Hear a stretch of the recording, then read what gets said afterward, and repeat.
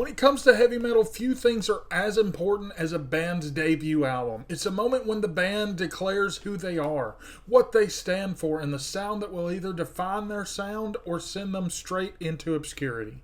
Some debuts explode onto the scene, instantly reshaping the genre. Others slowly burn, only to become cult classics years later. But one thing is certain, these records change the face of heavy music forever. Today we're diving into the greatest debut metal albums of all time. Let's get into it. Number 1, Black Sabbath by Black Sabbath, and we couldn't start anywhere else here. This was released on February 13th of 1970. Black Sabbath's self-titled debut is the cornerstone of heavy metal music. Before this, heavy rock existed, bands like Led Zeppelin, Deep Purple, and Cream, but Black Sabbath turned it darker, heavier, and scarier. Recorded in just one day, with most tracks being live takes, the raw atmosphere is undeniable. From the haunting rain and thunder that opens the title track to the blues-driven riffing in NIB, this album practically invented doom, sludge, and stoner metal decades in advance. Critics hated it at the time, dismissing it as noise, but fans knew better. This wasn't noise, it was the birth of a new genre. Number 2, Iron Maiden by Iron Maiden. Fast forward 10 years and heavy metal had evolved. Entered the new wave of British heavy metal, and at the front of the charge was Iron Maiden. Their self-titled 1980 debut captured a raw punk-like energy that made it stand apart. With Paul Di'Anno on vocals, the album leaned grittier and rougher than what Iron Maiden would later become with Bruce Dickinson. Songs like Prowler, Running Free, and the instrumental Transylvania showcased galloping bass lines, twin guitar harmonies, and street-level aggression that was pure new wave of British heavy metal. It wasn't perfect, but that's the magic. Iron Maiden proved that new wave of British heavy metal wasn't just hype, and it gave us a glimpse of a band that would soon become legends. Number 3, Metallica's Kill 'Em All. If Black Sabbath invented metal and Iron Maiden sharpened it, then Metallica strapped a rocket to it. Kill 'Em All is the first thrash full-length album, and it redefined speed, aggression, and precision in heavy music.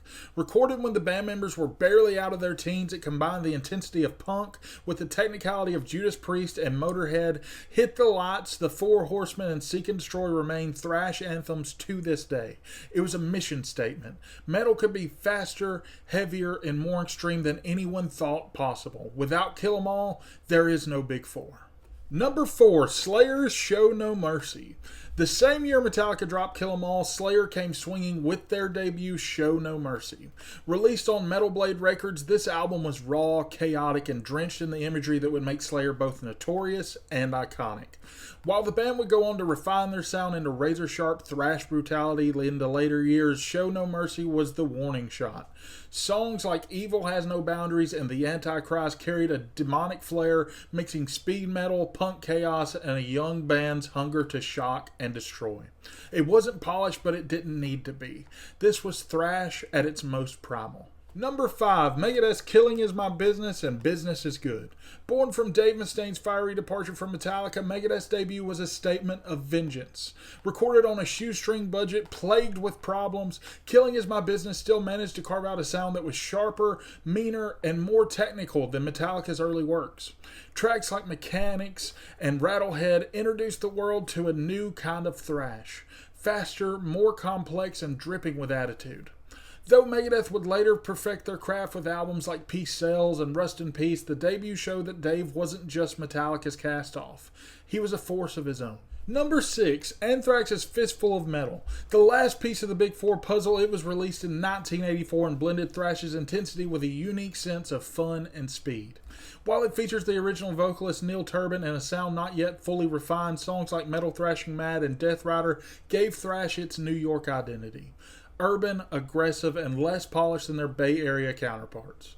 Anthrax would soon evolve into one of metal's most distinctive voices, but Fistful of Metal marked their arrival with fists swinging. Number 7, Ozzy Osbourne's Blizzard of Oz. After being fired from Black Sabbath, nobody expected Ozzy to bounce back, let alone reinvent himself. But with Blizzard of Oz, he not only saved his career, he helped shape 80s metal.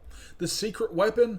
Randy Rhoads. His neoclassical guitar style elevated tracks like Crazy Train and Mr. Crowley into timeless anthems. Ozzy's voice paired with Rhoads' shredding created a formula that set the standard for the decade. This wasn't just a comeback, it was a rebirth. Number 8, Dio's Holy Diver. Speaking of rebirths, when Ronnie James Dio left Black Sabbath, many wondered what his solo career would look like. The answer: Holy Diver. From the iconic title track to Rainbow in the Dark, this album is pure power metal before the term was even widely used. Dio's unmatched voice, Vivian Campbell's guitar work, and the fantasy-driven lyrics created a blueprint for a whole new wave of metal.